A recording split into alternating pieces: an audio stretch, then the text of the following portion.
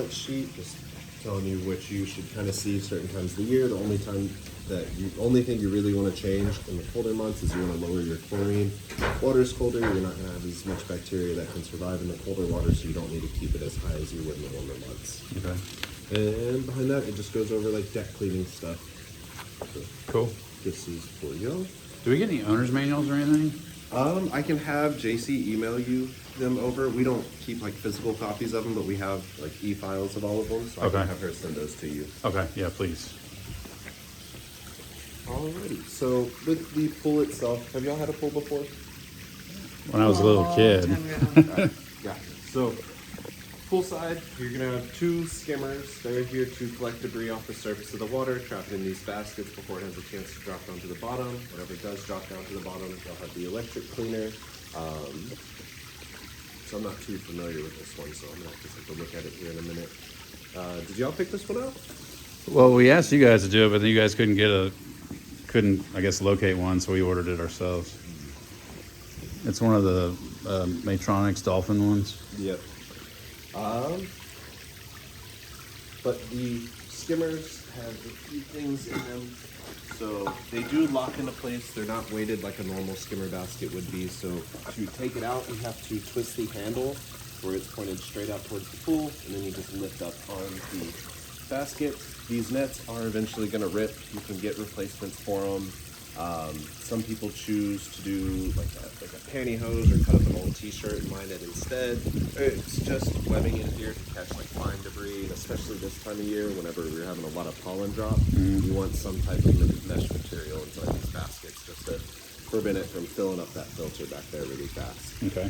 But underneath the skimmer basket, you have a couple of different ways that these skimmers can work, but really only one that we're going to use with your pool. So you have a Venturi jet system, so you have a jet in the back side of the skimmer and a port in the front side. Water gets shot through that jet, and then the gap in between the port and the jet, it's going to pull some of the water that's already in the chamber with it, pull it out into the pool, and it's going to create a drag of water on top of it. Skimmers can work that way. We typically don't use them that way because then anytime you take these baskets out, you're going to have a bunch of debris spray out into the pool. Just anything that spills over the side of the baskets would spray out into the pool. So we use these suction ports. So set this down.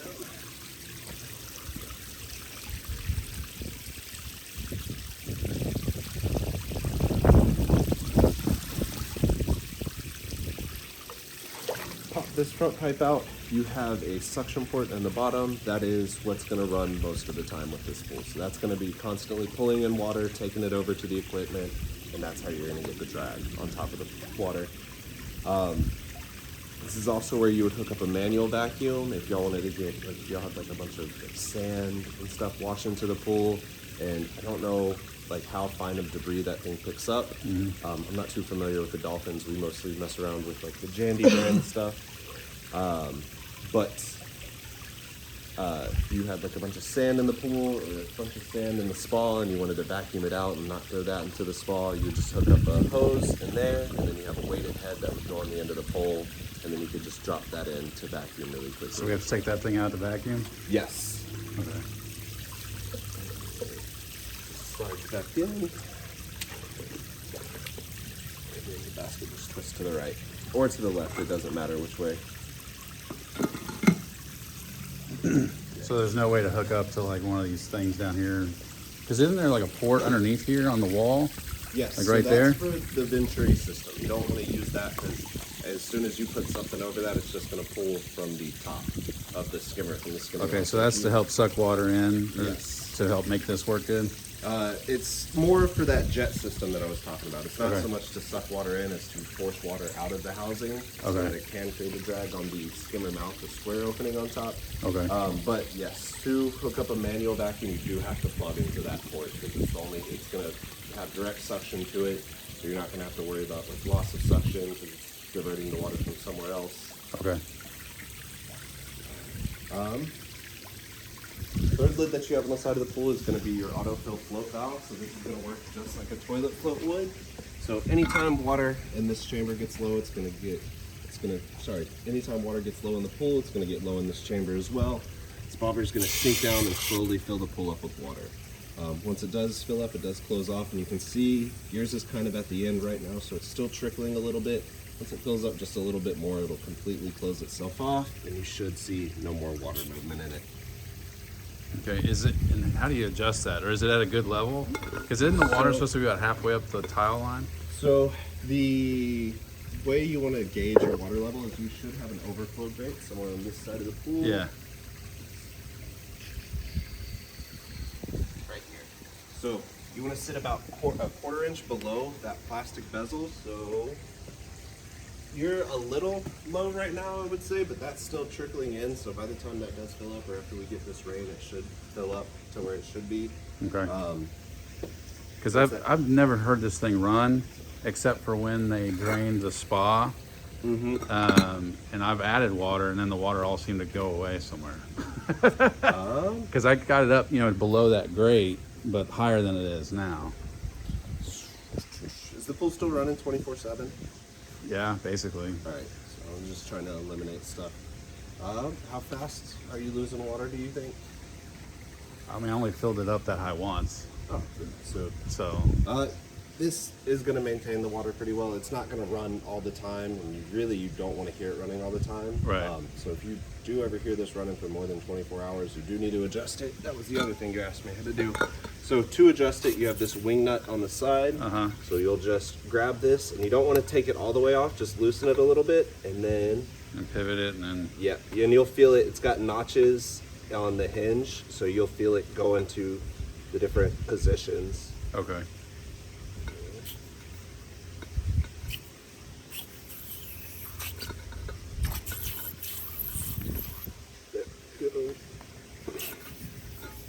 Yeah. Typically, when you hear this running, I can't even reach it. So it's gonna hiss really loudly. Oh yeah, I heard it once. Yeah. Because I came to work on the plaster, and they pumped all the water from the spa into here, And then when they filled the... which overflowed then, and then they filled it back up from here, which made this low. So then it started running. And where's that water? So there's two ports right here. How do those work with that? So this one, the one directly underneath it, is probably just the port that connects the two together. So there's just a PVC pipe in between this chamber and the pool, so that they constantly have the same water level in it. Okay. And then the lower one on the left is probably a return jet. So okay. just where water's coming back from the equipment pad to circulate. Oh, so the lower one has nothing to do with this. It's just that. And it could be... Is that where water enters the pool from here, I guess? Yes. So Okay. water fills up here, comes out of this chamber, out of that port into the pool. Okay. Cool. Although the lights in the pool are color changing LEDs, something that happens with those every now and then is one will be a different color than the rest, and every time you change the lights, it'll always be like a few colors off. To fix that issue, you just set it to the Alpine white setting inside the remote or the app, and it should reset all of the lights, and it should start again at white. If it doesn't, or if you're having to do that every few times you turn on the lights and it's always the same light that is losing sync, let us know, because we have to send that off to Jandy, and then Jandy decides if they want to replace the light themselves or mail us a light to replace it for you. When we turn it on, do you always have to cycle through every stupid light, even if you're going back to the same color? Unfortunately so. It's always going to do that unless you program the lights to come on every night, which I know is annoying and really not needed if you're not out, unless you're out here every night. But yeah, it's got to cycle through every light. It's just how it's the best way it stays in sync. Okay.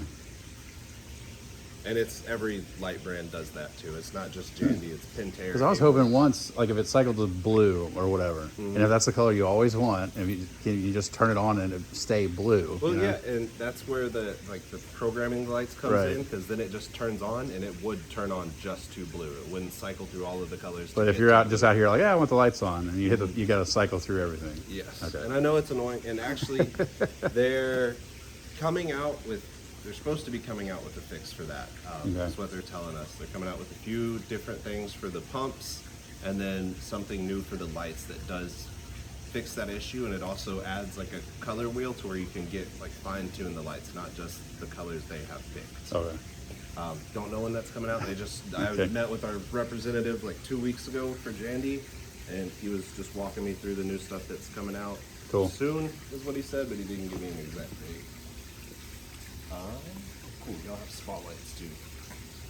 They're spa size lights. Which Yeah, are I awesome think that was because I think it was a mistake though, I think it's because it doesn't light up the whole pool. really. Like especially the stairs are all dark. There's a dark corner over here, kind of over there.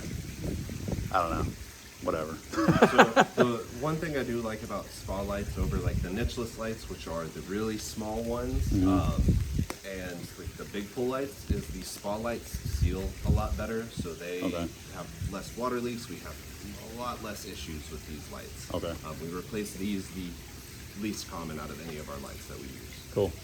Well, that's good. I think that's about it poolside. We're gonna go over the spa a little bit. Okay. Go take a look at the equipment really Okay. quick.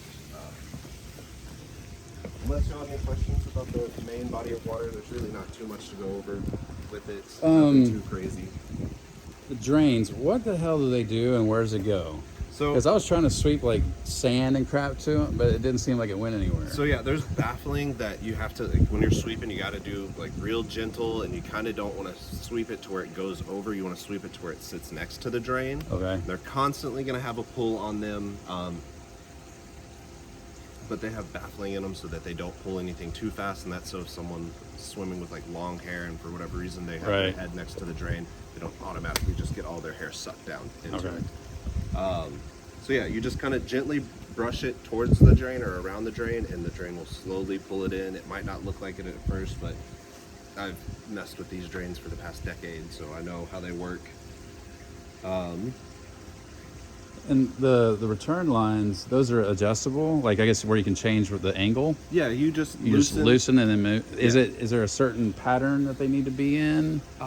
Usually it's the angle upwards. It's not so much like going clockwise or counterclockwise. You want to angle it to where the water coming from the equipment is going to the top. That way the like less clean water is at the bottom towards the drain, because the drain's going to have the most, or is going to be able to pull the most amount of water.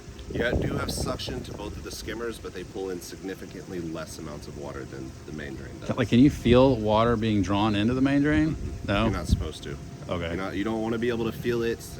But it still is sucking a lot of water. Yes. Okay. So, because I thought I read somewhere that you want the circulation to go to where the debris tends to go towards the skimmers. You know what I mean? Yeah, but the skimmers are always going to have a pull on them, and you could do clockwise or counterclockwise. But what happens a lot is if you do have enough like return to the pool and it's moving the water quick enough, is debris will just float right past the skimmers. Okay. So just kind of keep them angled toward the Upwards. Okay. Yep. Really pretty much. Don't mess with them. Okay. They are really easy to adjust though. They're 3 parts. So you have the threaded piece in the back that goes into the wall, and then you have, it's called the eyeball. It's the more round piece, the piece with the hole in it. Right. And then the piece with all the lines around the side is the locking ring. So you loosen the piece with the lines in the side of it, and then you can adjust the eyeball to where you want to face it, and then you just tighten it back down once you're happy with it. Okay. Cool. And then those are umbrella stands. You should probably have a couple of them at least in the pool. Yeah, there's one there and Great one in cap. the spa. Yeah. So you just unscrew that, Yep, unscrew it. It takes an 1.5-inch umbrella post, and and you just throw it in there and it just kind of sits, or is there a way to tighten it, or is it? no, it sits. So you want to use an 1.5-inch umbrella post because it's like it's got like ribs on the inside of it, so it holds it up straight. Okay. It's not going to lean to the side as long as you have the proper size in there. Okay. So it just slides in and out, basically. Mm-hmm. Okay. And it's about, I want to say, like 10, 12 inches deep. Okay. Pretty deep hole. Cool. Take a look over here. And were y'all planning on taking care of the pool yourselves? Or? Yes. All right. So y'all have a salt system. Don't have any salt yet, but yeah, we have a salt system. Yeah. Let's see. Ethan, on his last service, is usually when he does salt. We can't add salt for the first 28 days because of the plaster. We don't want to leave anything like super harsh chemicals. And they're on gonna top have to of it. redo the plaster in the spa. So they said that they're not gonna add salt for a while. But I guess then. So you guys are gonna stop taking care of it now, but they're still gonna redo the plaster. Or are you guys going to take care of it until the plaster's done? I would have to get JC. Honestly, usually when we do have issues like that, we continue to take care of the pool, but I do not know for sure. So I'll ask JC and I'll get with her. Okay. Who's your project manager? I'm just gonna Dustin. Dustin. All right. I'm just gonna make sure everyone's in communication with each other about that. This is your Aqualink box. This is the main control board on top, and then all of your breakers for the equipment down here. So if anything stops working, just want to come over here, check, make sure none of the breakers are tripped first. And then you have a GFCI plug on the side that all of the lights are connected to. So if all of the lights in the pool stop working at the same time, this is probably tripped. You can use this to plug things into. I see people like install mosquito sprayer systems. They'll have the box, the pump plugged into this, or Christmas lights. Or pool robots. Yeah. This would be perfect. You get like a little drop pad to set the dolly on, or mount the, because the box for the control box for the dolly comes off of the dolly. Right, yeah, it's yeah. got a mounting bracket. These dolphins are cool. We only have a couple of pools with them, but everyone that has them has great things to talk about with them. And they seem to have significantly less problems than Polaris and Jandy's version of it. Yeah. It takes forever to get warranty parts for the Jandy ones. They have little wheels on the back side of them. It took us 2 months to get 2 little plastic wheels in for it. Wow. But the top portion, you'll see you have a couple of lights on right now. Auto is going to be your programming time, so it's whenever the pumps are set up to run. Right now it's been 24 hours a day on the filter pump and probably nothing on the other 2 pumps. We're going to be changing all of that today. Filter Yeah, that's pump doesn't need to run not nearly how that those are set up. Oh, It's only set up to run, I think, an hour a day. It's just on for the main pump, and then the waterfalls and stuff turn on for like an hour a day and then turn off. All right. Well, I'll have to take a look at all your programming. Okay. That's not how it should have been done. From auto to service, if you click that, it's going to shut everything off to the pool. One thing I didn't say is in auto, I don't have control of anything from this box. Everything's got to be done from the app or the remote. Okay. If I go into service mode, it's going to shut all the equipment off, give me control of everything here. So I could turn pumps on from here, and in Is that service squeaking mode, stuff normal? yes, it Okay. happens on every single variable speed pump. It's just the noise they make when they start up. So that's the booster pump. Yes. So that's what makes the waterfall go? I turned both the waterfall and the booster pump on at the same time, but the waterfall pump's completely filled with water, so you didn't see the water start to move inside of it. Sorry, service mode is going to be indefinite. So if your cleaner comes out here, leaves the pool in service, forgets to put it back in auto, it's going to stay in service until someone gets back out here to put it in auto. Okay. Reasons that we would leave it in service: if we ever shock your pool, we're going to leave it in service, let it run overnight, and then come back the next day, recheck all the chemicals, and make sure that it's safe to put back in auto and safe to use again. So when you put it in service, then you can just individually control all the stuff and let it run however long. Yes, but you only control it from this box, so the remote and the app won't work in service. And then same thing with timeout. Timeout's going to be the last option, but after 3 hours, it will go into auto by itself. So we use this if it's like 4 or 5 o'clock in the afternoon. We know the pool's about to shut off for the day, but we still have to add chemicals like acid or calcium or salt that only need a few hours to circulate into the water. Throw it in timeout, turn on all your pumps. That way the guys are able to leave and they know the system's going to go back in auto and start running program times again the next day. Okay. Underneath the box, you have this little sensor hanging here, and then you have the same sensor drilled into that PVC pipe right above the filter pump. Those are your water and air temp sensors. Is there a reason why they suck? They suck. Are they not super accurate? Well, that one it's already registered over 100 degrees outside. Yeah, and that's so not true. It is, yeah. So this one is because it's hanging in direct sunlight. They shouldn't leave it hanging like this. It's supposed to be, and I'm gonna have to get my tools to open this box up, cut the zip ties so that I can extend the cord. I'm gonna move it somewhere over here. You want the sensor to be in the shade, that way it's not just reading the heat that it's heating up to because it's in direct sunlight. And what's this thing that lights up green at night? This is your surge protector for the box. Okay. So lightning strikes, anything like that, instead of going to all the equipment, it discharges through there. Okay. And that extra pipe up there, what is it? This is an extra one of those ports for the skimmer. That pipe that I wiggled out, this is one of those. It's just an extra one. All right. The air temp sensor does have a couple of different safety features. So in case of a freeze, if this reads, we set them up at 34 degrees because they're not perfectly accurate sensors. So we set them a couple of degrees above freezing temps. But if this reads 34 degrees, it's going to start to circulate water through all the pumps, so you don't have to insulate this plumbing back here, with the exception of this valve. This valve isn't going to constantly have water running through it. This is your backflow preventer for the autofill. So you do want to shut this off, insulate it really well in case of a freeze. And how you do that is you just shut these two blue handles off by turning them to the right, take a flathead screwdriver, and take these black caps off, and then you can just open up these two valves with a screwdriver and it's going to bleed the water out of here. Once you do that, you just go over to the autofill float valve. You'll press down on the valve so that you can get the water out of the pipe, since now you have it shut off, so it's not just standing in the pipe. And then you should have another shut off for this pipe, either on a spigot, or if you'll have an irrigation system, it's going to be a teed off. Yeah, it's on the irrigation up there on another one of these things. Perfect. So this is just for the autofill? Yes. Okay. The safety feature for the water temp sensor is going to have to do with the heater. It's just there to make sure the heater doesn't overheat the water. So if y'all set the temps on the heater to 98 degrees and that reads 99, it's going to cut power to the heater till it drops down a couple degrees what it's supposed to be at.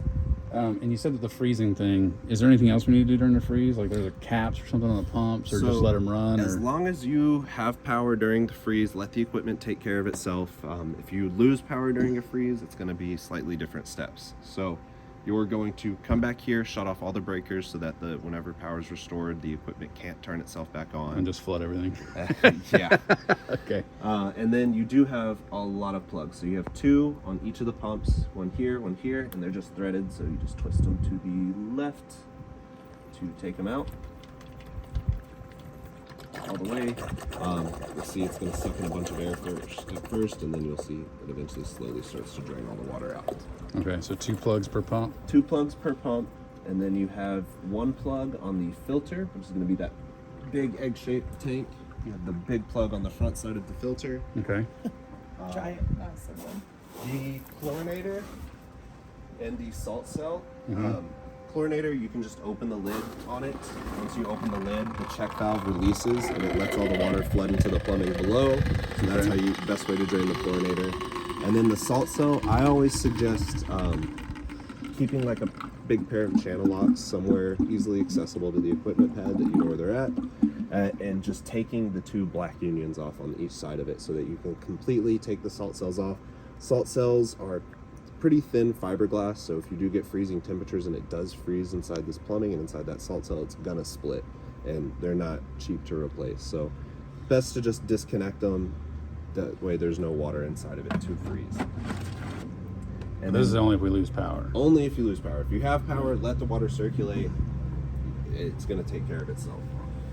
The heater has a plug and it's in the most inconvenient spot, but it's all the way on the back side of the heater down here. Right there. And that's the last plug you have to take out. You might still have some water standing somewhere in the plumbing, but a plumbing repair is fairly cheap compared to Pump repairs and stuff. Okay.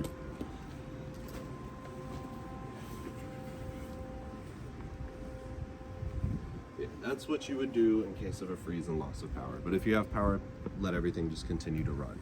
Okay. So this is going to be the main pump for the system. It's the filter pump. It's taking suction from both the main drain and the deep end of the pool, and then both of your skimmers. Or if you go into spa mode, you have. To get my shoes completely ready. If you go into spa mode, you have 2 actuators, one here and one over there, that are going to flip. Why is it spinning on its own? I flipped the toggle just to. Oh, there's a toggle? Yeah, just to show you that it is a valve that moves by itself. So you don't want to grab this handle and try to twist it because you can break the valve. Okay.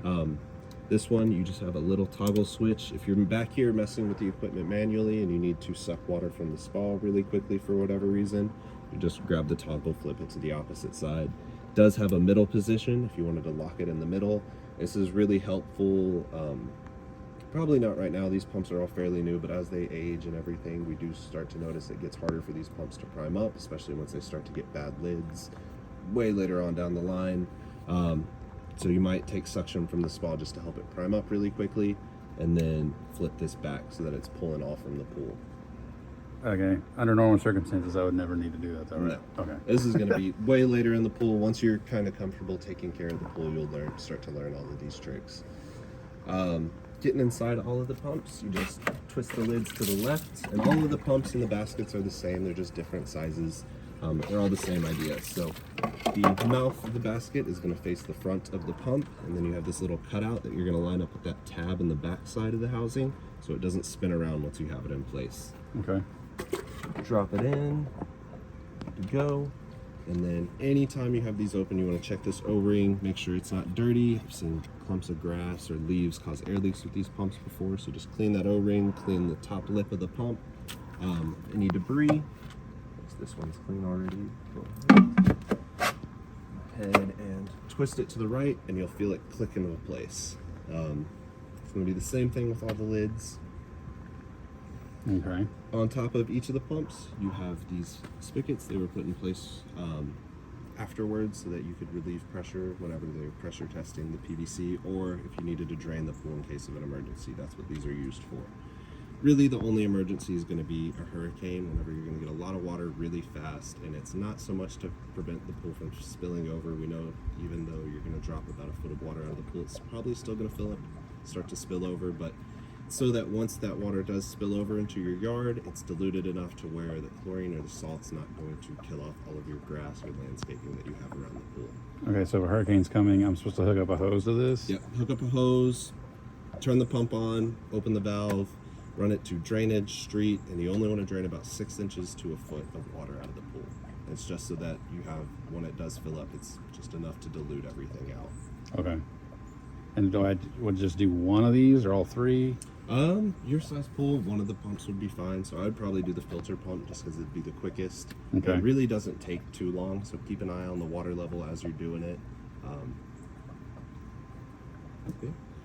You don't need to hook up to all 3 of the pumps. Okay. Past the filter pump, you have your filter. This is a cartridge filter, so on the inside you just have the 4 cylinders and the plastic manifold that's holding them all together on top. Mm-hmm. There's really only one way to take this apart and put it back together, and it's pretty simple. So first thing you want to do is drain all the water out. So you'll pull the drain cap off of the very bottom, and then you're going to take this brass pin out. This is a 9/16 deep socket bolt. So you'll take the bolt out, and then you can undo the the clamshell and lift up on the top half of the shell. Once you do that, you're going to pull the plastic manifold off of the top, and then you can pull each of those cylinders out individually. And you don't want to use anything like a pressure washer on them. There is like certain chemicals that they are hard to clean that you can use, but I would always suggest going at it with water first before you try to use any chemicals to help clean these. And you just want to use jet nozzle at the end of the water hose. Take your time with it, because these do take about an hour or 2 to clean, usually doing a full set of them. Okay. And then once you do clean it for the first time, you can adjust your gauge right here. So you're going to line this clean arrow up with the needle, and that gives you about 10 psi of play. So that just adjusts the psi to be with your system and not just every system having the same 10. Right. Okay. Past the filter, you have your heater. There's not a lot of maintenance to do with the heater aside from firing it up a couple of times a month. Things like mice and lizards like to build nests inside of these things. So it's a good idea. Turn them on, let them get hot, so they tend to get out of there. Well, I haven't even gotten the gas company yet to give me a bigger meter, so I haven't even want to turn it on. Oh yeah, it's a new heater, so I'm not too worried about it now, but 10 years down the line, 5 years down the line, you don't want to not run this thing. You want to try to run it a couple of times a month just to keep everything running healthy with it. Okay. And you don't need to let it get the pool hot, you just need to let the unit get hot. So 5 minutes is perfectly fine for running the heater. So once or twice a month? Yeah. Okay. Past the heater, you do have that red valve. We have it shut off. We were doing our plumbing with that bypass valve for a while. We just found that it doesn't really offer us much benefit, so we started shutting all of them off, but all of our plumbers are still plumbing our pools the same way. So that valve is going to stay shut off. You don't really need to worry about anything with that.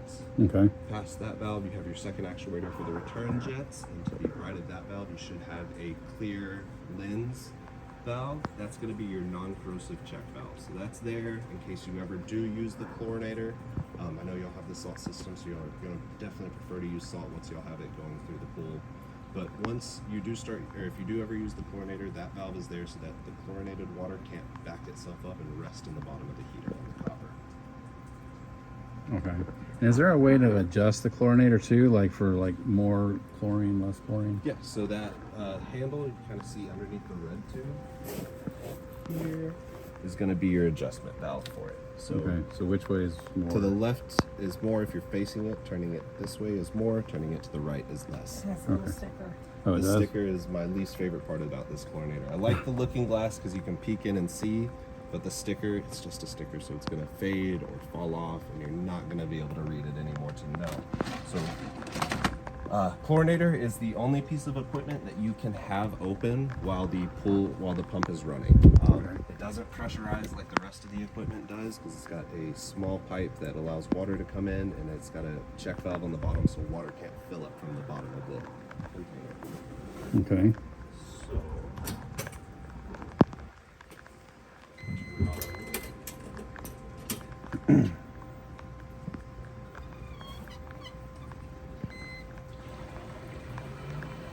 And these pumps self-prime or whatever? yes, self-prime up to like 10 feet above water level. Okay. So I never have to worry about putting water in them before I turn them on? Or, okay. They might take a minute, but if you let them go for a couple of minutes, they'll eventually start to fill up with water. Okay. And is there a reason why these are plumbed in line with each other? If like, I think this was supposed to be like an emergency backup kind of thing if that dies and I just haven't replaced it yet. Yeah, the reason they do them in line is just so the chlorinator has to be the last piece of equipment on the equipment pad. Okay. And then the salt system, it's a long tube, it can only go so many places. Typically don't want to put it before the heater because you don't want to restrict the flow coming out of the filter before the heater. You definitely don't want to put it before the filter because you don't want any debris running into it. So it kind of just leaves this spot for it to go. Alright, now that we've got water running through there, usually if I'm using the chlorinator, I open the lids up and I watch the flow of water coming through the standpipe. And that's how I gauge how much flow I want to go through the chlorinator.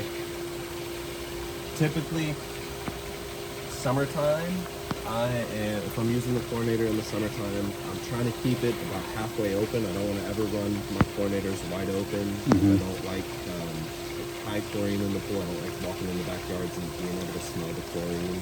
I like it to run at the levels on that sheet I gave you in the blue folder. Okay.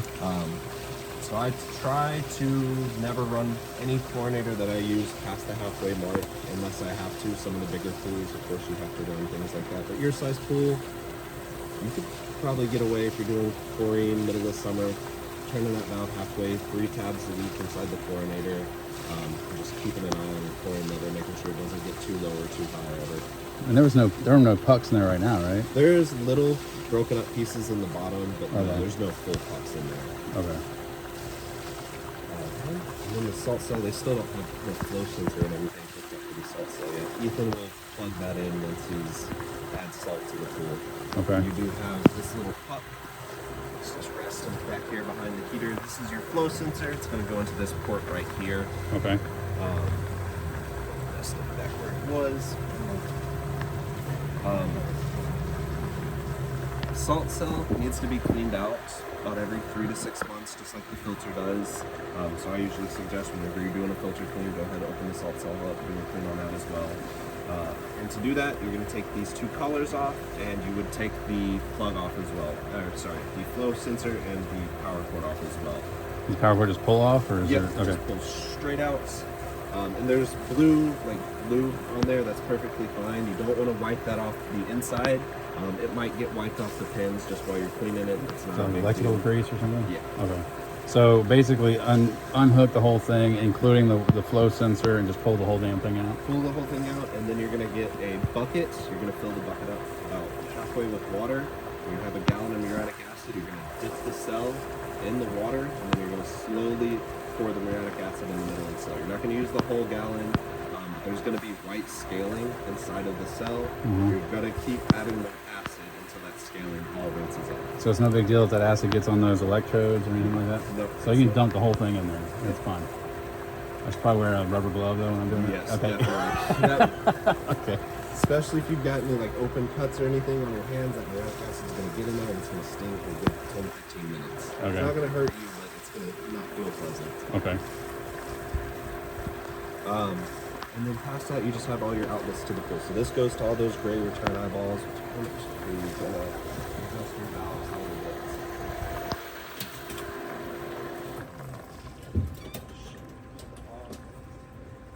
So this top pipe goes to all those gray eyeballs on the side of the pool. This side is going to go to the small spillway, and then the bottom is the skimmer return jets, those Venturi jets. Okay. So right now they've just got that valve cracked open. I don't know exactly when the pool started up, but if we ever had like significantly cold weather while the pool's been filled up with water, that's probably when this valve was open. I typically leave these not open enough to operate, but just cracked open like this, and then I'll tighten it down just so that there's always water trickling through there so that you can get some chlorinated water in that PVC pipe. And what's that? That's for the skimmer? Yeah, it's for those skimmer return jets, those jets in the bottom that we pulled that pipe out for. That's for those. It doesn't need to really run with your system. It's for an in-floor system, but all of our pools use the same skimmers. So Okay. instead of just having a useless jet that's not plumbed in, we just plumb them in. Okay. But I crack it open just so that there is water able to trickle through that pipe. If you do have a freeze, you're going to have water going through there, so it's not just going to be stagnant. It's not going to just freeze right here. Okay. And then I'm going to take this and open this up all the way. So these valves are very different from like your normal gas line valve where the handle inline means that it's on. These have this curved portion where it says off. Whichever way this curved portion is facing, that pipe is shut off. So it's not facing any pipe, so there's neither of these two pipes are closed. They're both wide open. Okay, so by opening that up, what are you doing? Sending more water to the return jets on the side of the pool, or just taking away the restriction that they had on them. Okay, so there's gonna be more flow coming out of the. More flow out of the return jets and then over the small spillway as well, because I opened this side up a little bit more. It's not going to Okay. be anything like drastic, but it's the little things. So how did you open this one up? I don't see a handle on it. So this one, it shares this handle. So the way it was before, they had it diverted like that. So this valve is okay. partially closed off, and then this valve is partially closed off. So, So you're opening them both up. all the way. Yeah. Okay. And then this is just a check valve. It's there to hold the water and the spa up. So if you ever notice, like in the mornings, later on when you have the pool, if the spa ever drains down to like pool level overnight, this valve probably needs to be replaced. It'll need Okay. to be replaced about every 3 or 4 years. Is a pretty normal thing, and they're fairly cheap as well. Okay. It's just a backflow preventer. Cool. And you have your other two pumps, of course. Nothing too crazy with those. You don't have a ton of valves on those. You should. For the waterfall pump, probably have some valves on the back side of the pool. Yeah. Booster pump is just taking suction from the drain in the bottom of the spa and returning to just the jets in the spa. This is Okay. your air blower. This is just for aesthetics pretty much in the spa. So this is going to pump in air through all those jet lines to white cap the top of the water. And I say okay. aesthetics because it doesn't really like affect the pressure too much. It just kind of More bubbles. Yeah, more bubbles. Okay. So that's what the air blower does. Yeah. Throw the system back in you. And y'all's app is already connected to the Wi-Fi, but are you already set up on an account? So you Yeah, can she control made an everything? account, and I'm using her account. Perfect. I think I was the one that connected. Forgot about that.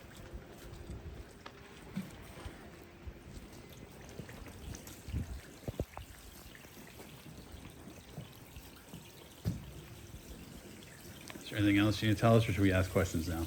If you have questions, ask away. All right, you already told us how to vacuum, what to do during a freeze. How do I determine the flow rate? Flow rate? All right, so I actually have a book in my truck that I can get. We can get real technical with it. Okay. I'm gonna sit down if you don't. You wanna sit, Dave? You wanna sit? I'm gonna get her to bring me a picture so I can So are you looking for like the flow rate of the pump or the turnover rate?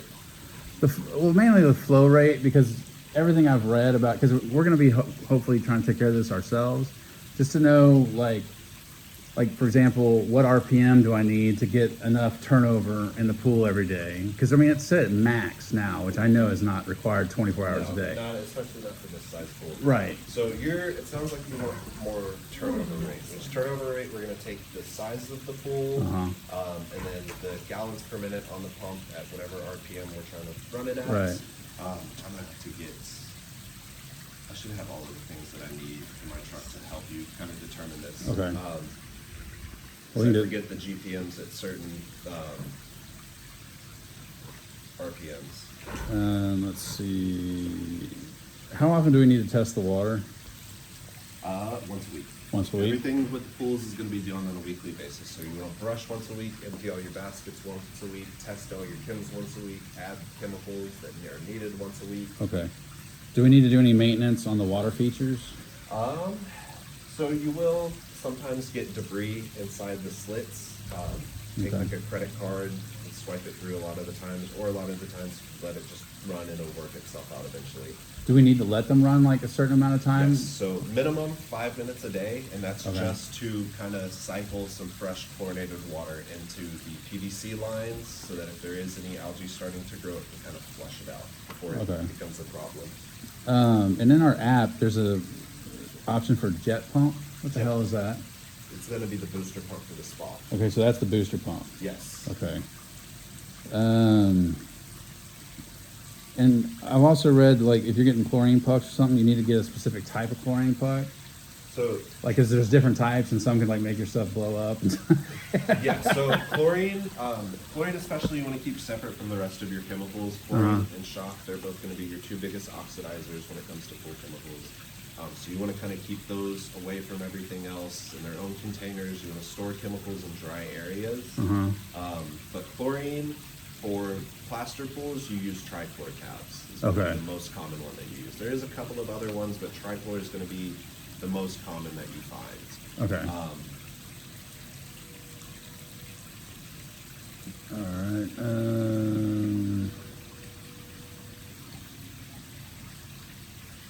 Faucets, filters, salt cell.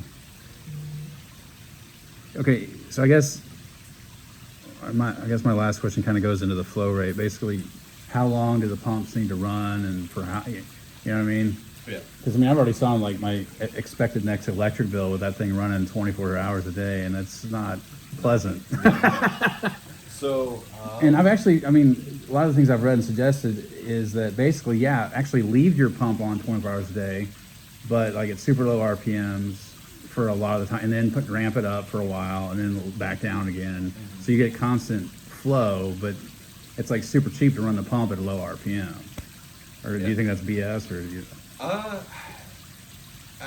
It's pool to pool basis. Okay. How low you want to run those RPMs and how low you can run those RPMs for certain systems, because you don't want to run too low because then you're going to have slow circulation. It's going to be a lot easier for algae to start growing, even Right. though it is still circulating. It still might be a little too slow for the pool. And don't you need like a certain amount of flow for the chlorinator and for the salt cell to Yes, actually that was function? the next part, yeah. Salt Okay. cell has a flow switch inside of it. If the water's not moving fast enough, it's not going to engage. Which I think it'll run at fairly low RPM still. Like it'll still run at 1500 RPMs. That's Okay. pretty low for those pumps. Chlorinator, you're not, once we get the salt cell up and running, you're not really going to use. Well, I figured I'd probably only use it until, during like the winter winter or months. something. Yeah. But at that point, really interesting. You'll be throwing a tab in a week, maybe if that, maybe every other week in this Right. pool. So you're not going to be going through chlorine like crazy. And that's another thing about chlorine. Don't buy a big bucket. I know, think long term, cheaper. Yeah. Once you take the lid off the bucket for the first time, Yeah, it's got a and get lifespan. exposed to air, Yeah. they start to, and they go quick. It's like 3 months lifespan after you open that bucket up. that Okay. You want to get rid of those tabs. So buy the small little, the Clorox, I think is like the most common ones that you see like store to store that. Well, couldn't I just also just use liquid chlorine? And just dump it in the that's- pool and. If you're fine, I know you have the chlorinator. Right. Some people, if they have the chlorinator, they want to use it. Well, I think personally, everybody. I mean, not that I know shit about pools, but trying to read forums and all that crap. Everybody says this chlorinators are just a waste of money. But to me, it was like $100 and something bucks, and it's just in case I think if the salt cell goes down, I've got something that and to function. not if you ever have a pool company take care of your pool, not every pool company uses liquid chlorine just because it does get fairly pricey and it does take up a lot of space in the bed of trucks, so they have to consider that when doing pools. But if you're using the pucks over and over and over again, doesn't that raise the CYA, CYA. and then you can't get that down, Yes. and then you got to drain water eventually, and blah blah blah. Yep, but you're using a salt system. Every time it rains, you're going to slowly dilute some of that CYA out because the pool's going to fill up. Every time that autofill runs, it's going to dilute some of that CYA out. It's Right. adding fresh water to Well, the pool. So would it be good for me to maybe every now and then just throw a puck in there and just to get some CYA in the pool? Yeah. You can check your CYA levels. I wouldn't suggest using this test kit. If you're going to take care of the pool yourself, Get a real one.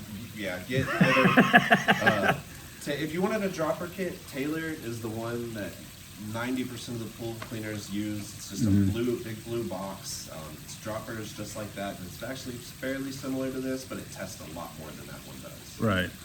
Or Taylor makes like just test strips, and they're getting really accurate. So I know some people will say that test strips aren't as accurate, and it's because they're testing wrong. Don't dip a test strip directly into the pool. What you do is you take a bottle or a glass or a cup, and you hold it upside down so that it's filled up with air, push it about elbow deep into the water, and then flip it upside down. And flip it right side up and bring that water up. So you're testing water from not from the surface of Right. the pool. Do you think it's worth a shit going to the stores and having them test your water or whatever, or is that just a scam to sell your crap? So if you have a guy, and a lot of the guys at Leslie's in particular seem to be fairly familiar with pools. Of course, weekends you're going to go in there, you're going to get some high school kid that Right. might know how to use the equipment, but is just there to kind of, he's given a script to sell you stuff. In that folder, those 5 chemicals, pay attention to those 5 whenever they give you, because they'll give you a printout and it's going to have what they tested everything at. You want to just pay attention to those 5 really. Everything else that they sell you are going to be like metal outs, and you're going to have metals in the pool. Just naturally, it's going to happen every time you add water to the pool. Every chemical that you add, calcium especially, is going to have some slight other metals inside of it. So you're naturally going to raise the metals in the pool, but there is a certain point where it does get bad to have metals. But by that point, you'll have signs on the plaster. Like you'll start to have like rust-colored stains, Right. which can be cleaned up and everything fairly easily. There's different stain treats you can use, but it'll show signs whenever you need like those specialty chemicals that they're going to try to upsell you on. They're going to try to sell you algicides and everything like that. Don't let anyone tell you have to shock your pool once a week. You do not want to do that, especially this pool. Am I ever gonna have to shock the pool? I mean, if I'm running the the salt water chlorinator going, and you will eventually have to shock the pool. You're eventually going to have algae in it. It's inevitable. The Okay. best way to get rid of algae is just to shock it. It raises that chlorine level up really high just to... well, can't you boot in there like a boost Yeah, function you have a or boost something? on the salt cell. You can do that, but it's not going to reach the chlorine levels that shock would. And Okay. shock dissipates really fast, so within 24 hours, you're going to kind of have those levels drop back down closer to where they should be. If you boost it with the salt cell, it's going to stay up for a few days, and you don't really want high chlorine like that multiple days in a row if you don't need it. Okay. And how do I program the pumps? Program, we're going to go over that. It's going to be Okay. all through the app. Okay. Trying to think of anything else with Tim's that might help you with it. Really, cleaning pools, chems is not hard. It's just doing it, playing around with it. Every pool is going to test differently. And every chemical that you add is going to throw all of your other chemicals off. So it's playing a game and fine-tuning pools. Once you get into a rhythm with it, you'll kind of be able to tell what happens when you add certain chemicals and how to counteract that. Well, I mean, but this isn't a very big pool, so it shouldn't be like that hard, right? No, it's not going to be hard enough. This is a really good pool to learn on. Okay. I would say probably pick the worst time of year to start to try to take care of your own pool. Spring is when a lot of pollen starts dropping. That's when we start to notice algae blooms start to Right. go. But it's not. This is not going to be a hard pool to take care of. You don't have trees hanging directly over that are constantly dropping stuff in. This is going to be a good pool to take care of. Okay. But other reasons you would shock besides algae, if a kid ever poops in the pool, or if you ever do have like a party and a bunch of kids get in the pool, shock it afterwards. Oh, the kid shits in the pool, and the kid's gonna have a problem. That's unacceptable. Okay. Is there anything else that I haven't asked, or I mean, besides the pump stuff, you know, and the flow rates and all that crap? Or if I get owner's manuals, will all that be in the owner's manuals? That's what I kind of need to go grab. I don't have any of the manuals, but I have like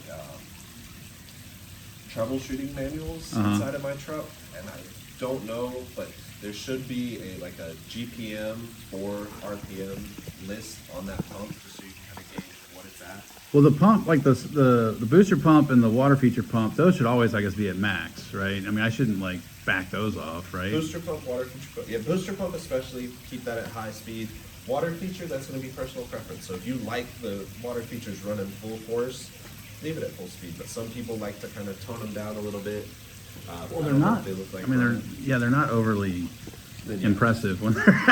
Leave You know what I those mean? two the way they are. Both of those pumps are only going to run about 5 minutes a day. So in that 5 minutes a day, they can only use so much electricity. I know that's.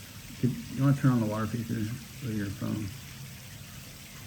And also, this thing, I guess it's a bubbler. I don't know what the hell it is.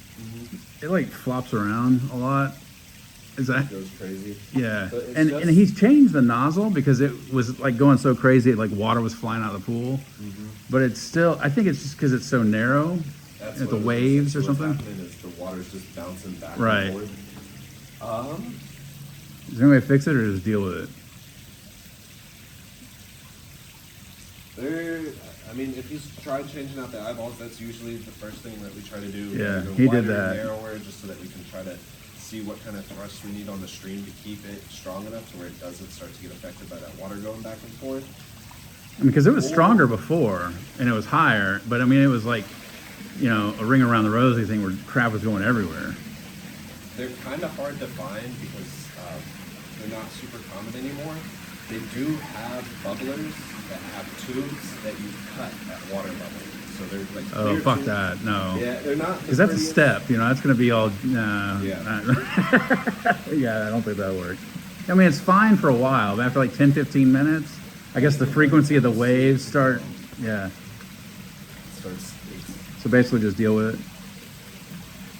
We could try sending more water to it, making a higher, stronger stream. That way the waves don't have enough. The stream coming up is more force than the waves hitting the side of it, so it doesn't go as crazy. Well, I mean, Still I don't want a spin little bit. 4-foot bubbler, you know what I mean? Like, What is that? yeah. I think it's fine. But it gets worse than that. Yeah. I know, but Harrison, don't let Bean out. Bean, it's It's raining. raining and it's muddy. Bean, go inside. Bean, go. Go. Old lady, get in there. Bean, inside. Go. Inside. Bean, inside. Is there any other questions that you had? Because he's still going to talk to us about, I guess, the pumps and the programming and all that crap. He was talking about chemicals Oh, cool. Sorry. and shock and all that crap. And he said that test kit sucks. Don't use it. It's a good pre-party test kit is what I call them. So it's just there to make sure that the chlorine's not insanely high and your water is not super acidic. Right. That's about all it tests for. Is Okay. pH alkalinity, chlorine. And the equipment's only going to tell us the salinity level. Yes. And is that very accurate? Or or some people said go get a salt tester.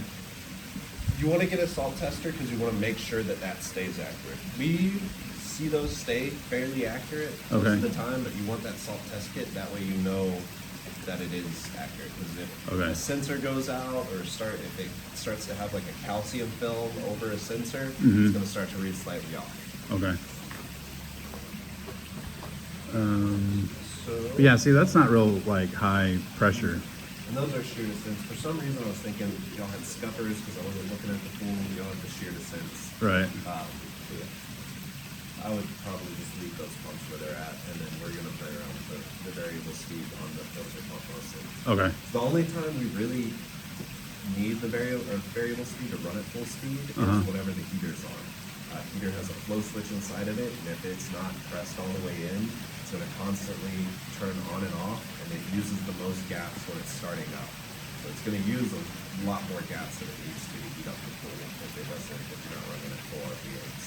Well, is that all? Like, if you turn the heater on, does it automatically kick the pump up? Yes. Okay. And also, I noticed in the app, there's like a clean mode. What the hell is that? So clean mode just reverts it back to, you'll have like, it says spa mode, and then underneath it says clean mode, right? So it just reverts everything opposite of spa mode pretty much. So it'll shut the heater back off, flip the actuators back to run through the entire pool and not just isolated to the spa. And that's about it. Okay, so I'll never use that. I just turn off spa mode and then go back to normal and I'm fine. Yeah, clean mode helps a lot if you had like a booster pump for like a pressure side Polaris, because then you could program that Polaris to be on clean mode as well. So you would click it, it would go into pool mode, turn the filter pump on, and then turn the Polaris on with it as well. So if you have this cleaner, it's not going to be, you can't program this to work with it. Okay. So this is a much better cleaner than the pressures, any of the pressure side ones. Right, and I suppose it uses a lot less electricity, right? Oh yeah, well the pressure side cleaner runs on I want to say it's a 1.5 horse power pump. So and you're running a whole nother pump doing that. This one's got a tiny little electric motor inside of it, Right. so it's a lot cheaper to run. So cleaning the spa. So I mean, for the vacuum to work, the water the hose has got to be full of water, right? So somehow just keep the water in it and then get it over into there and then vacuum off all that crap and then pull that thing out, stick that thing in there, crank the pump and go to town. Or I should just go buy an electric fucking vacuum and not screw around with all this. Or just throw it in spa mode. If you So didn't spa wanna- mode will clean the spa? So if you put it in spa mode, it's going to open the drain in the bottom, and that's going to pull water into that filter pump and into the filter. So all you would have to do at that point is just brush the crap out of the spa, stir all the debris up, let it run in spa mode for about 10 minutes or until you see the water clear up again, Okay. and then you're good. That's Way easier than all the things you said. Because I was thinking about buying one of those like $300 cordless rechargeable water vacuums or whatever Yeah, that you can stick on a pole and just. I mostly see those just sitting on someone's, like they'll have boxes of pool chemicals and it hasn't been used in 2 years because it broke. I wouldn't waste your money on the electric ones. If you want to get a vacuum, save your money, just get one of the manual ones with the weighted heads that have the big ugly green or blue hose that plugs into the skimmers. Okay. It's kind of a pain to set up. The way you do it is you'll put the head on the end of the pole, put the hose on the head, drop the pole into the pool, and then you feed the hose slowly into the water so that you can fill the tube up with water. Right. And then you would plug it into the skimmer. But if you were going to do it in the spa, you would have to fill it up like through the whole hose through the spa, then hold your hand on the end of one. Yeah, and then get no air in it all the way over here. Yeah. Well, I mean, I guess it'll cycle through that air eventually, but you might lose prime. It'll eventually pull it through, but it might suck a bunch of air into the pump, stop for a minute. If you just have water in the hose already, it's not going to stop to prime that pump back up again. Okay. I like the idea of just spraying jets and calling it that. Yeah. Okay, so I guess we just need to go over the programming crap. Programming, yes. And then I'm going to go see No, about the- once we get done with programming, I'll go take a look at my journal or my books and see if I have anything for that to help you out with that. But if not, it's going to be in the manuals. Okay. So I just need a phone, and I'm going to walk y'all through how to do everything.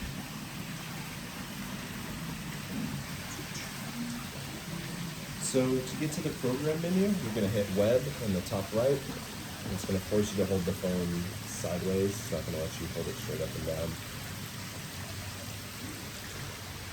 You're going to scroll down a little bit, and on the bottom left side of the screen, you'll have where it says menu. Click in there. And the first thing we're going to do is the timer. So we're going to go to schedule in the top left. And then Yeah. Right now, filter pump is running 24 hours a day. And then the other pumps, the jet pump and water feature are already running the 5 minutes a day that they need to, 1 to 105. So you can leave that one in, but we're going to hit edit. We have filter pump already highlighted. If you wanted to change one of the other timers, you would just click on one of the other pumps until it's highlighted in the white. And then we're going to go to start time in the bottom right. And the way we usually program pools, we don't do the turnover rates on residential pools just because they're not big enough to where turnover rates usually apply. We usually go 1 degree per 10 hours of air temperature, 1 hour per 10 degrees of air temperature. So if we're sitting in the 70s, 80s constantly, we're going to run the pool about 7-8 hours a day. That's how we've been doing it for a while. But at what RPM? I run them all of our pools at 27 RPM, 2,500 to 2,750 RPMs for their main circulation speed. So you're good to go. For now, we're just going to put in 9 a.m. Have it turn on.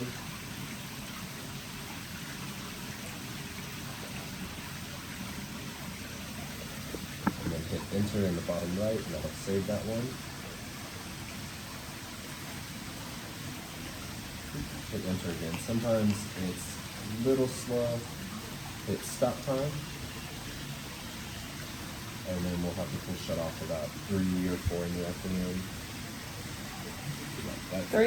Three, 6 hours a day. We'll go 4, so it runs 7 hours a day. Like if somebody's swimming, should you turn on the filter pump?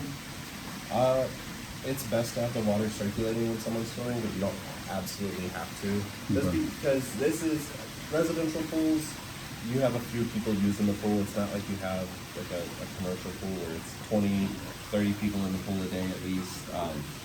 So the point of circulating is just to always make sure that there's chlorinated water in there and there's not bacteria floating in the water. But if no one's used the pool and someone just jumps in without it running, it's perfectly fine. Okay. We're gonna hit save, kind of towards the middle of the screen. Oh, there it is. And then that's gonna be save the timers for the filter pump. Now, this part sucks a little bit, but it's how you get to the RPM menu for the pumps. We're gonna go hit back underneath the save button. And we're gonna go into system setup. VSP setup in the top left. Top Left. VSP? Yes, VSP. Okay. And then we're gonna go speed setup in the bottom right.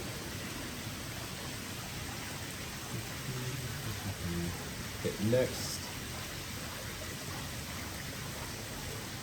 And then you'll see, so it has a bunch of different labels on this left side, and then speeds are in the middle, and then assigned to auxiliary. You don't need to worry about with the filter pump. That's more for the other 2 pumps. So right now we have the full speed running at 3450. So we're going to click on where it says 3450 right next to pool. I'm gonna change that to 2750 for now. Enter.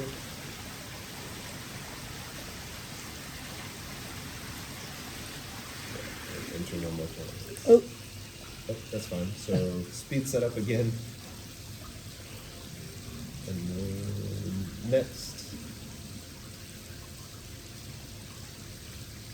And then pool heat, spa heat are already on 3450. Spa mode's already on 3450. And then, I don't know why y'all says import. It's just gotta be the speed 8 label. And where it says like speed 3, speed 4, speed 7, those are different things that you could have happen. Like whenever you turn the water features on, you could program it to where the pool goes up to full speed, so that the spillover on the spa is spilling over at max speed as well. You could program that. It's not something that needs to be done though, if you're not interested in it. Is it kind of self-explanatory in figuring it out? No. And it's not the easiest, and I actually don't typically do it from the app. I have my remote that I would connect. Y'all don't have a PDA antenna, which I'm happy that y'all don't. I'm glad that we're stopping and selling those because. Well, they tried to sell it, but everybody said don't get the PDA, get the RSA, whatever one that's better. Yeah, PDAs are kind of getting phased out, and they're switching more to the RS systems. The app is constantly getting updated, so you might open the app next week and it looks completely different. Okay. But to do that, let me see. Well, like, you know, should we have a speed setting for like, hey, the kid wants to get in the pool, we should turn on the pump. Should it be at max or should it be at 2700 or what? 2750 is fine. So that's 2750 is going to be the speed that it turns on if you turn the filter pump on outside of programming time. Okay. So it's always going to run at 2750 unless you turn on the heater or go into spa mode. So if we turn on, I mean, should the water feature, should the pump be on the max or no? Water feature pump? Or- Like if we turn on the water feature pump, So that's should the main pump go to max, like you said, for the spa and all that crap? doesn't need to. The only thing that would change is it would spin a little bit more water over the spa. So if you wanted like the water features going and then the spa to be the most aggressive on the spillway for the spa as well, that's when you would have it to where the pump turns up automatically. So can we have a separate setting just to make it go max? Just if we feel like making that, The pump go max? yeah. Or is that like a pain in the ass? I've never been asked that question before, so I'm trying to think of a way to do it just with the way all the RPMs are set up. 'Cause there's definitely a way. We would just have to program, like, do y'all have any where it says extra auxiliary or aux 5 Oh or yeah, I something think there's like that? 3 or 4 of them. So we would program one of those buttons to be like a high-speed button Okay. for the pump. Would you want me to do that? Again, I've never done it on the app, so I'm gonna have to take the app for a little bit and play around with it. But I could for sure get something like that set up for you. Well, I mean, I just think it'd be a good idea that we have the ability to make it run max if we wanted to, for whatever reason. Like if the pool's really dirty, or you know what I mean, or if there's, you know, if a bunch of dirt fell in the pool or something, you know. I'll look at this for just a second.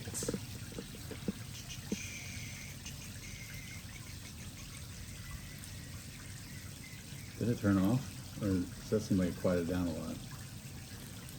Well, the water features. We pretty turned well. the RPMs down. They were running at 3450. Oh, The okay. pump was. Now this is 2750 with just the water features going, or with just the filter pump going. Okay.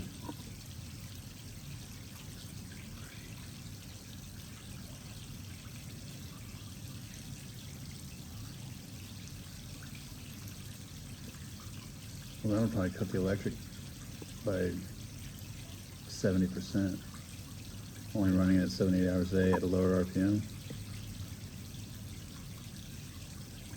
That'll be more manageable.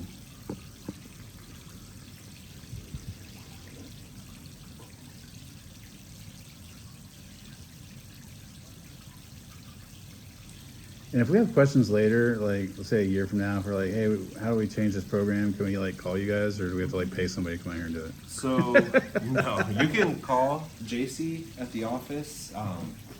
She is probably the best person to call to ask a question like that too. But you Okay. can call anyone at the office and explain what you want help with, and they'll direct you to JC. Okay. But she is just she picks up the phone if anytime you call for like servicing. If you want the pool clean, she would be the one that picks up the phone. But she can walk you through how to change programs. If you have any questions about chemicals ever, she's probably a good person to call. And anything that she can't answer, she sits next to our supervisor. He's been doing this a lot longer than any of us, so Okay. any questions she can't answer, he for sure can. Do you think it'd be worth installing a flow meter on the plumbing? I think so. It's kind of something I wish. Like I asked Chase we about a did flow do. meter, and he didn't even know what the hell I was talking about. We don't build commercial pools, and flow meters are only required on commercial pools. They're not Right. and Because we that do- way you would know exactly that I am Yeah. flowing this amount We of water. do install on in-floor systems. We install them, but Uh-huh. not on the full system. We only install it on the line that runs to the in-floor cleaner. Do you have any idea how much you guys would charge to install a flow meter? I can't tell you, but I could have them send you a quote probably by the end of the day Okay. or into tomorrow. I have Yeah. a quote for it. You don't have to approve it. Just if you're curious. Yeah, you can put it in the same email with the manuals, I guess. Yeah. Because I mean, you can buy a flow meter on Amazon for like $100 or Oh, less. yeah, It's just, it's not cheap, but they're I mean, it's just cutting some PVC and sticking it in there It's in the right really- place, I guess. yeah. And I mean, really, the right place. The best place to put it is either, and people will tell you different things, right before the filter or right after the filter. And then they do have certain ones that you plumb in two fittings, and then they have hoses that connect to them. So you'll do one on the inlet to the filter and one on the outlet to the filter, and it'll tell you the flow of the water and then the pressure difference between the inlet and the outlet. That's probably the best one you could get. Well, if you're only going to do one of the cheaper ones, I would imagine on the past the filter, because that's the flow that's actually going back to the pool. Yes. Right. If you're gonna, if you're just going to do one of the inline ones right past the filter, it's going to give you the best accuracy.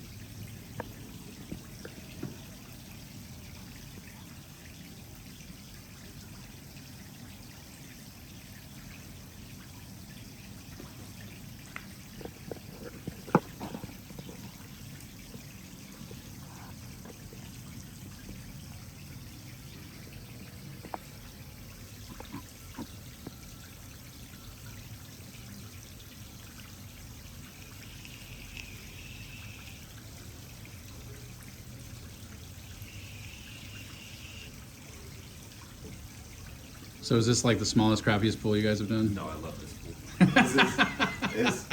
I really like these more narrow pools. Really? You guys kind of get creative with them, and it's nice to see what they do. I always think these look better. I think the big pools are just kind of gaudy. A lot of times they try to add way too much to them because they think they have the space, and it ends up just kind of turning ugly. I just wish it was like 3 feet wider. You know what I mean? But we have an 8-foot easement off the back fence. But Oh wow. that's why we staggered it, is to try, because it's not perfectly level. I guess it's kind of pie shaped, so to get more space. Staggered it out. When Yeah. you do it. And is it? It's a linear drop, like it's. Yeah, it's shallow in the 4 to center. 6 feet. I like these pools, and they're a lot easier to take care of, a lot cheaper to run. You're not having to run the pool 12 hours a day like you do Right. on a massive pool.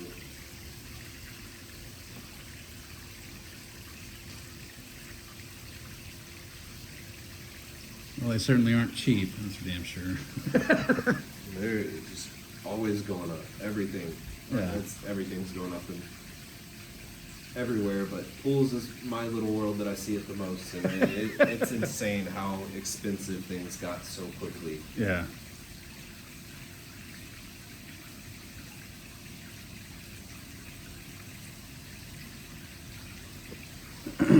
I think y'all's Pebble company sucks, but that's just me.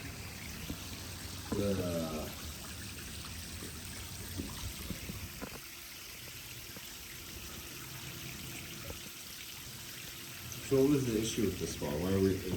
Well, I think there's issues everywhere, but if you want to, I like to ask because I like to know what to keep an eye out for. it's hard to see now, but you see like all the blue shit. Oh yeah, like on the wall. Right Yeah, there? but it's in all the creases. I mean, like whoever did the acid wash, I think sucked. And there's, I don't know, you can't see it in the rain, but the main pool, I think they call that cream or whatever like the actual cement or whatever. But can you see this little like, stripe and it kind of goes all the way down of kind of that cream, kind of extra blue, kind of, it goes all, like all the way to here. And then the corner of the drain is like super dark blue with no pebble.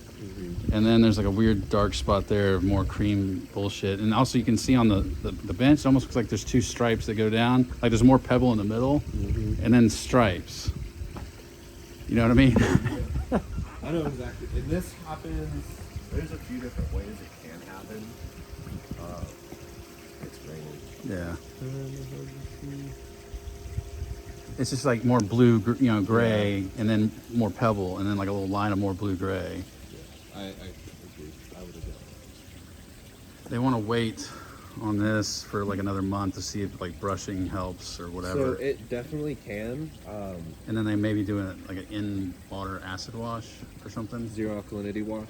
Or So like it's where they etch or whatever. Yeah. So they're gonna drop. It sounds like they're planning on doing a zero alkalinity wash, which I prefer over draining the pool again. And Well, they doing said a that normal there's acid no wash. fixing. Like that wall is so bad, they didn't Yeah, think there's the any wall. way to fix the, that. the wall looks like an opposite issue from this. The wall looks like they didn't pack enough pebble into the area. Okay. And then this looks like that slurry. It's slurry is what I've always heard it called, the big blue box that they bring out here.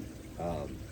it looks like it's just a slurry buildup. So you can kind of scrape that off. Slurry. And like you can see it like right at the corner of the drain. You see that dark like triangle looking. Yeah.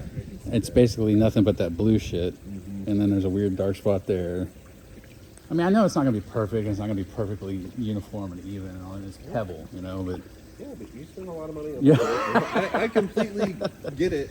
I keep telling Dustin stuff, man. I'm not trying to be like a whiny prick, you know. I just don't think I should be able to see a stripe, you know. Yeah.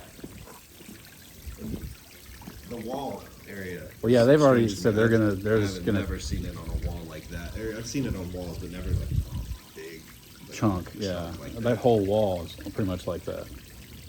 And I just think the Pebble people, like, they didn't take it serious. Like, some dude carved a design with a grinder into the concrete shell, like a heart with an arrow through it. And then he gave a thumbs up to the camera. I thought that was a nice touch.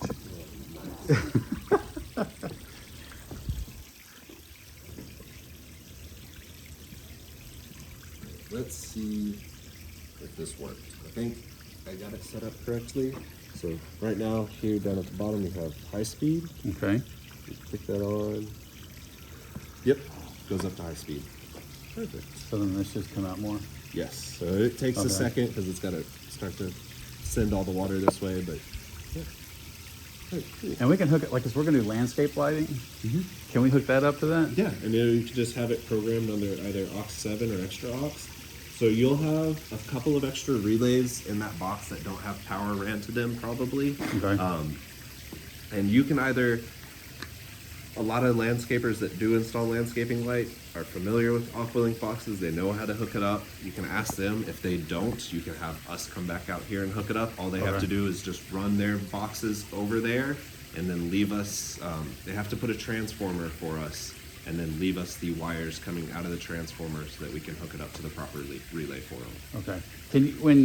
Can you have like a switch too, where you can turn them on with a switch and use that, or is it like one or the other? It's gonna be one or the other. That's Okay. the unfortunate part. But once you do have it on a relay, you have programs for it and everything too. So you turn on every night or whatever. Yeah, you can have it programmed to turn on automatically, and then all you have to do is come in here, turn it off, and then you also have like one-touch scenes, which you can. These are like program groups. So if you wanted the pool to turn on a bunch of equipment at the same time, you can set these up like party mode to where you have like lights, water feature, goes into spa mode, starts to heat everything up automatically, just one touch instead of going and turning on all of the pieces of equipment individually. Okay. Any like extra piece of equipment that you add to the pool, like landscaping lights, chillers, another big one that some people choose to add later on. Hopefully we're not gonna need something like that. Hopefully y'all won't. And this is a small pool. Usually what I suggest to people, if they think the water's too hot, run your water features more. It's gonna suspend all that water in air. It's not gonna cool it off a crazy amount, but maybe just enough to where it's a little bit more comfortable. So those chillers are expensive, and they're expensive to run. I think they're about $8,000 installed, and they're cheaper than running a heater, but more expensive than running an AC unit. Right. So Well, I tried to maximize water volume as much as I could to help minimize some of that, but I know it's still a small pool. But I figure, an extra foot here, an extra foot there, helps with trying to maintain some of that. But the only thing I see being an issue with this water getting hot is it looks like summertime, daytime, y'all get quite a bit of sun in this oh, that's gonna backyard. come like right over. Yeah. I mean, they're gonna put some taller things in here, which will help some, but not much. That's I mean, we're not gonna have any canopy or anything. But like you said, this is a small body of water. You've got a nice tiered drop on this little spa. It's not just like a straight drop. So that should help a little bit. Every time it hits one of those shelves and knocks off, it's suspending the water in a little bit of air. It might not do much, but it could be just enough to make it comfortable. I just hope some little kid didn't bash his head in the corner of that thing. That's all. That's the only thing I'm worried about.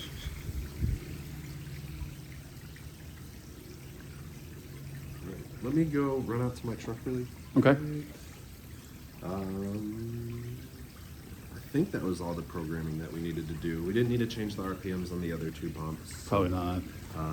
We got the filter pump set up at the proper, or what I would run the RPM at. You can always change that later if you want to do like turnover rates and everything. Just make sure. Yeah, set Aqua Cure. This is going to be how you can adjust the salt cell from the app instead of going to do it from the box. You'll hit set Aqua Pure, and then you'll have your percentage. So you would click like pool, whatever percentage you wanted to run at. This time of year, I think most of our pools are running at 40%, I want to say. I haven't cleaned pools in a But that's couple only of years, 40% so- of the time the pump's running. Yes. Okay. And then, of course, once the water is below 50 degrees, salt cell's not going to work. You don't need to worry about your output percentage because it's not going to turn on. Well, it says the water's like 70 degrees. Yeah, right now. So the salt system's able to run. It's at Okay. fine temperature, but December, January, it's really, those are the only 2 months that we ever see water cold enough for the salt systems not work. Early February, maybe. Okay. November, usually the water's warm enough to keep the salt cells running. It's just kind of a couple months out of the year, they're too cold. And then you have your boost button down here. Quick boost, and then boost setup is going to be like how long you want it to do for, what mode it's going to be in. Always just leave it in pool mode. You're not going to, you don't need, which actually yours is not even plumbed in to work in small mode. So your salt system can never chlorinate just the small. Okay.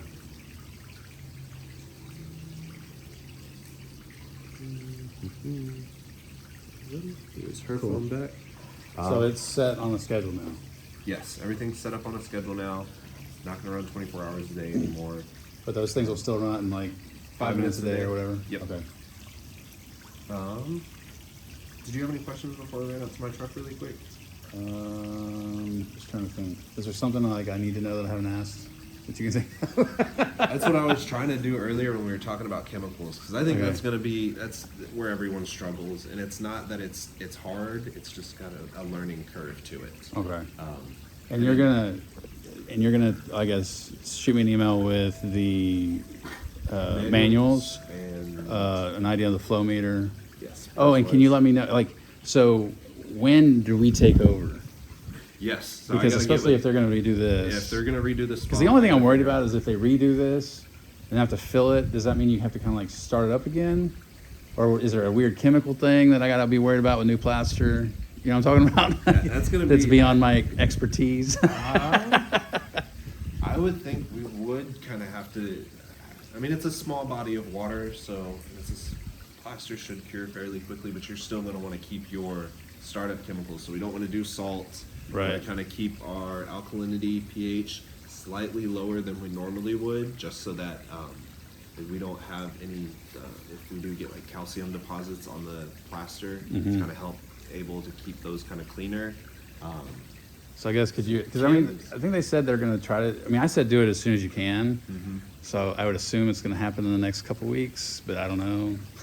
So since it's in the spa, the filter isn't the big thing. I would think circulation would be enough to do it. So Okay. you might program that jet pump to run whenever the filter pump's not running for the first, it only needs a month. And it's such a small body of water, you could probably run it at like 1500 RPMs just so it's kind of just circulating that water, still enough to keep the spa and the plaster moving, or keep water moving over the plaster. Okay. Well, I guess if you could just ask them if yeah, they're gonna I'll maintain call- that or if I'm. I'll call JC and find that out right now, Okay.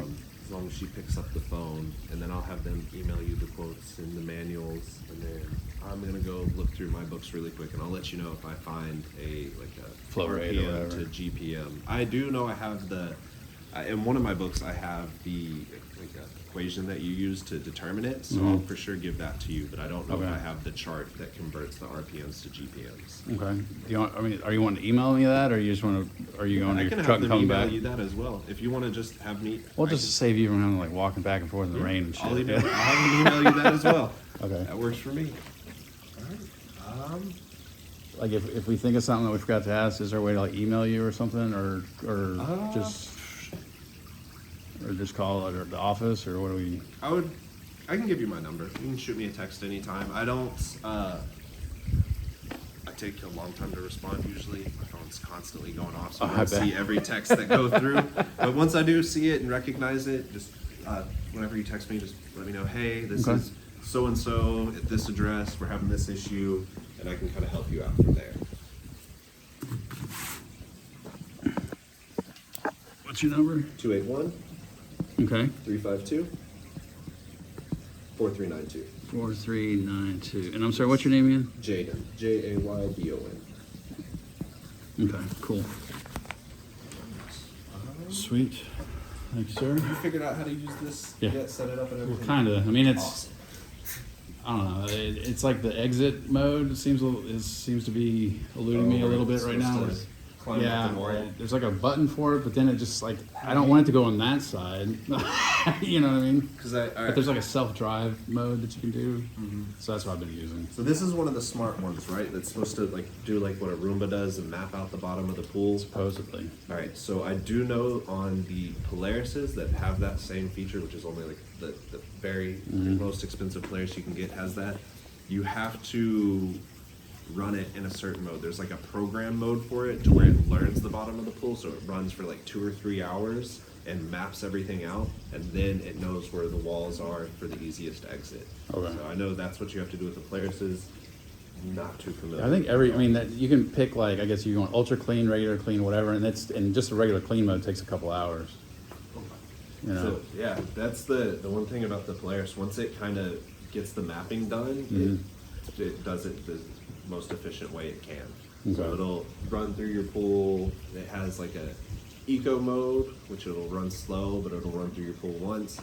And then I think it has like a performance mode, and it'll run through the pool twice at a really like fast rate. Yeah, it's got, you can do just the floor or just the walls, or you can just do regular where it does everything, or it has like an ultra clean where it spends extra time on like the waterline tile or whatever. Gotcha.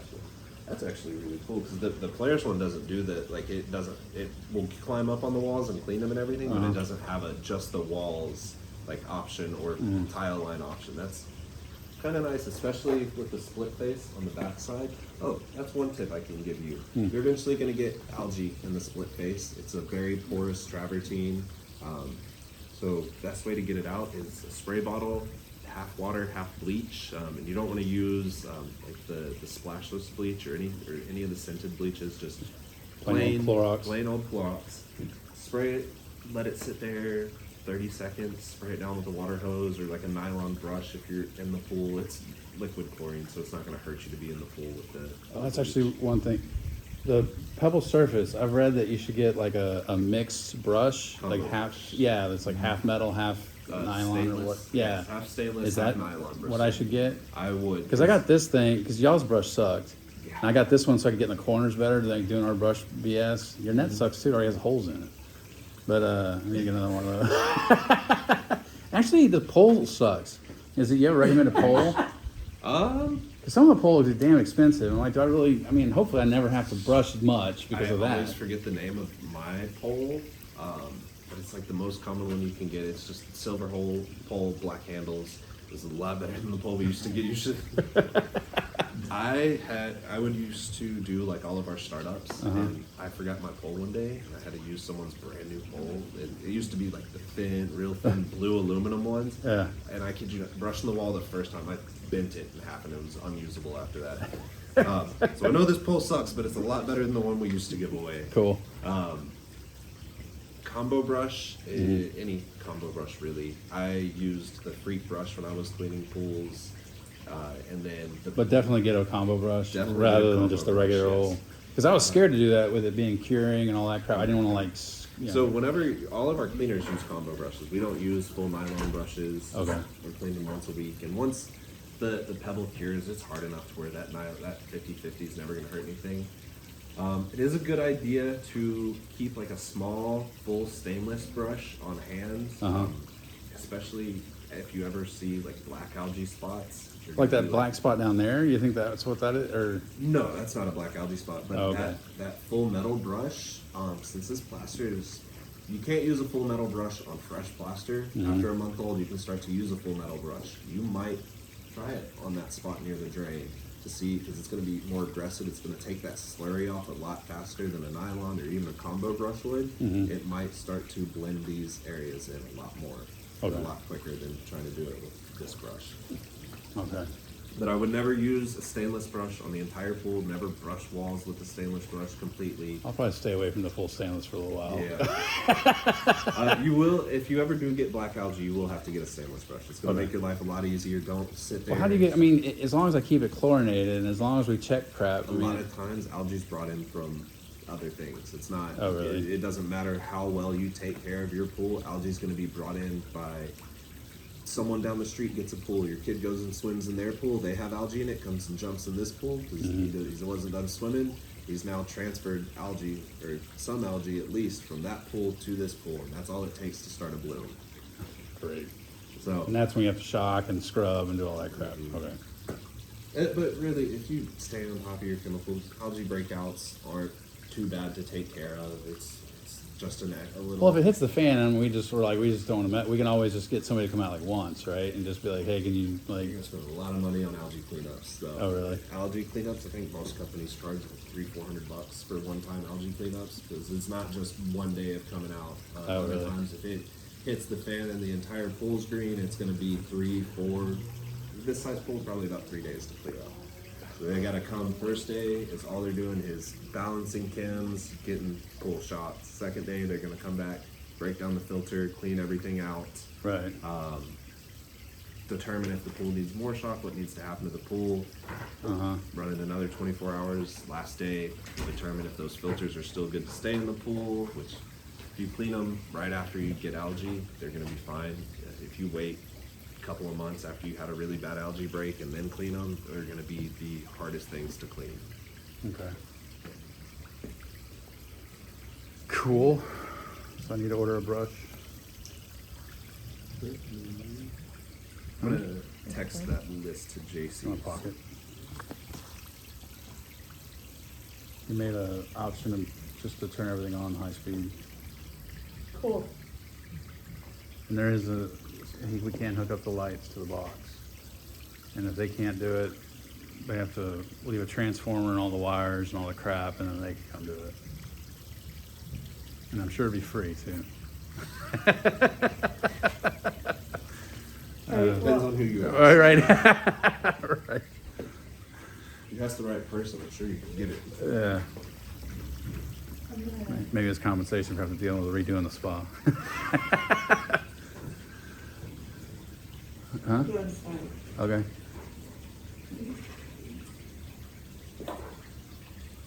And that you guys are the ones that put that that door alarm thing on there, right?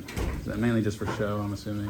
It's for passing inspection. Right. You need an alarm for any like opening. So it's just apparatus. something there to stick on. I don't know how to work it, or I don't know if it has a battery in it. You already passed. Yeah, you've already passed final inspection. Is that final? Dustin, is that final? I don't It's think usually so. green. That's from February 16th.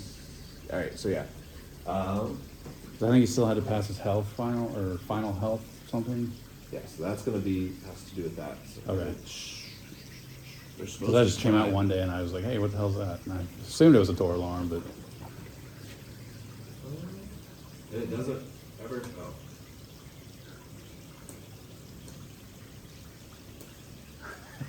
There we go. It was turned off. okay. So it just has to beep whenever The door it opens. Yeah, it's going to be annoying, but once it passes final inspection, you can pop it off. Okay. Or just turn it off, right? Yeah. Okay. Turn it off. It's just got a toggle switch below that battery cover. Okay. What's that button do? I don't know. I thought it was a button. It's not a button. It's Oh. got to be the that like a speaker magnet cover or for the whatever? sensor. Okay. Really quick before I leave, I'm Uh-huh. typing out all of the things that I need JC to email to you. So it's Okay. manuals, the turnover equation, The flow meter. flow meter. Is that it? Is there anything else? I want to say there was one more thing. Oh, are you guys going to keep maintaining the pool Maintaining the pool. That was until the the spa's fixed, or is that something or if not, if somebody would tell me what the hell crap I need to put in it? yeah. know? Yeah, I will figure all of that out for you, and I'll have her send you an email either Okay. by the end of the day or tomorrow Whatever. morning. Yeah, it's, whatever. All right, cool. Well, Sweet. you have a great rest of your day and enjoy your pool. Stay dry, man. I'll try. I don't have much left to do by the end of the day. So. Well, thanks for coming by. Have a good one.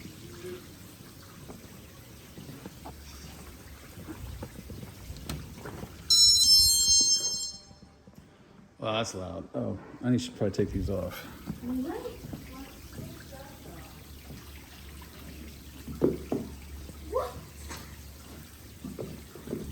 Why do we have a doorbell in the back? The door alarm.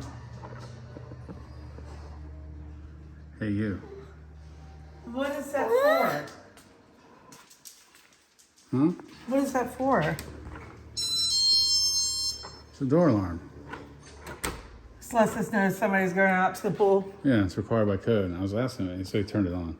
He said there's a switch underneath the better code and turn it off. But stop filming, please? what? You don't want to see our awesome, good-looking boy on video forever and ever? Every time we have to like look at stuff for the Oh pool. my gosh, my back. Hey, I love you. I love you. Really You're bad. amazing. Oh, my top